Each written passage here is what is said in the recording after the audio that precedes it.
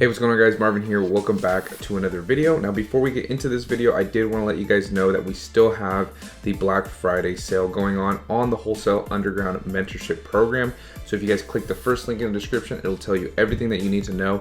So if you've been on the fence about whether joining or not, now is a great time for you guys to get in to the program, get some mentorship to get your business up and running and have some success like a lot of my students have been having. So a few highlighted students of mine who have used my program, used my mentorship is Svetlana. She just hit $53,000 in 1 month. Also Rick, he's hit $50,000 in 1 month. We also have Leo and Pauline who have hit $30,000 a month.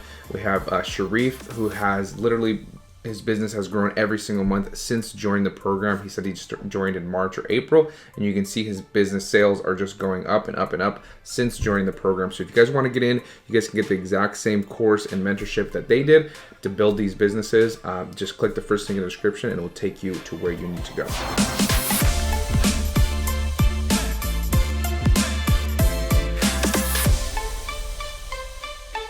But now let's get into the video. So Alex asks, what tool do you use to analyze listings? Also, do you recommend specializing in one group of products like video games / kitchen supplies, or have a broader set of inventory? So the software that we use for every single listing is the Keep a Graph. It's the most reliable. There used to be Camel. I don't know if that's still around. I think it is. But we all use Keep a Graph. So in any example that I use going over product research or anything like that, and like I did in one of my recent videos, we're using Keep a Graph. As far as your second question, do I recommend you essentially niching down, picking one niche or one category and only selling there, or selling a broader set of inventory, so selling anything and everything?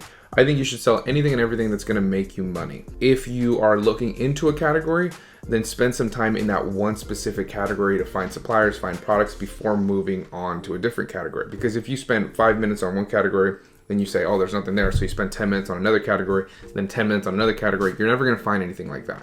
So you need to really focus on one category at a time and then jump to a different category, then jump to a different category so you guys can actually find some suppliers. But I don't think you should just niche down to one specific niche and one specific category and stay there, and that's all you sell. Sell anything and everything that's going to make you money. Bernardo asks, do wholesalers sell just to LLCs, or sometimes can I get without LLCs? I've been getting a lot of questions about LLCs, whether you need one, whether you don't, whether you're international and do you need one. So I'm gonna make a video specifically about LLCs, but I always recommend that you have an LLC. That's what I have. That's what I recommend for my students. But I know some people that do it as a sole proprietor and they can still get wholesale orders. I've never done it as a sole proprietor. I've always done it with an LLC, and that's what I recommend. But I'll do a specific video just regarding LLCs because I've been getting a ton of questions about them. All right, so the next question is from Lisa. I've heard that if you're priced 3% within the buy box, you should get your turn in a rotation. But 98% of the time when I update my prices manually, the person with the buy box is the one with the price at 1 penny lower than mine. I don't deliberately follow anyone to the bottom, but I also have some inventory that needs to sell sooner than later, which I don't want to hold on to. Okay, so she's asking about 3% within the buy box. Sometimes you will get a rotation in the buy box if you're within 3%. That's a general rule. I don't think it's with every single listing. Actually, I know it's not with every single listing because in my experience, you can do that, but there are listings where it's not going to work. It's not going to follow the same thing. You can be 1 penny under and you're getting all of the sales. But then there's other listings where you are a few cents lower or within 2-3% and you're still getting a rotation in that buy box with everybody else. So if you want to sell out of that inventory, then you're going to need to get more aggressive. And if somebody's just cutting you down, you're either going to have to wait them out or you're going to have to chase them and try to get rid of your inventory if you're trying to liquidate that inventory to get that money back. If you're doing it manually, you're not going to be able to compete unless you're going to be just dropping the price multiple cents or dollars at a time. I highly recommend that you get a repricer. If you need a repricer, have one linked in the description below. But yeah, if you're doing it manually, you're gonna have a hell of a time trying to liquidate that inventory. All right, next one's from John. Thanks for all the great info. How often do you purchase products? Bi-weekly, monthly? If you have some extra cash, do you try to get some products right away, or do you wait until you get most of your bankroll back?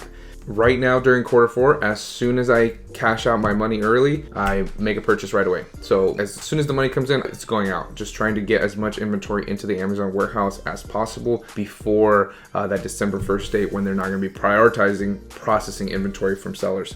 So As of right now, as soon as it hits my account, it's gone that same day. All right, next question is from Sahara. Is it possible to source manufacturers / suppliers in China or outside of the US for your Amazon wholesale business, as long as the brand is quite known in the US? Yes. Obviously, a lot of these brands that we're working with, all their manufacturing is happening overseas, and then they bring it here and they send it to their distributors. These bigger brands. You can do that. It just presents a lot of additional factors that you're not going to have to deal with if you just source from here in the US. There are plenty of suppliers here in the US that you can source from, that you're not going to have any of these issues as far as bringing them overseas, having them shipped over here, dealing with customs, and all of these different additional factors that you have to take into account that is going to put your money more at risk. I don't recommend you do that, but you can. I personally don't. And if you asked, like, do I think you should do that? I would say no. All right, Roman asks, what would you say in your experience is the item with the least amount of returns? It's hard to say which product has the least amount of returns. If you're talking about categories, electronics have a lot of returns. But as far as a product goes, I would say look at the reviews before you purchase it. If you buy something that's less than 3 stars, you're probably going to be getting a lot of returns. The lowest I've gone is 3 stars on a product, and I got a ton of returns on one of them. They're not all the same, right? So it's not universal, like a universal thing that if it has 3 stars, you're gonna get a ton of returns. But some of the products that I've gotten in the past that have had 3 stars, I did experience a lot of returns. So I just didn't restock that product. But look at the reviews and then see, if it's a 5 star, you're not gonna get as many returns as if, it's a 3 star or something like that, or a 2 star.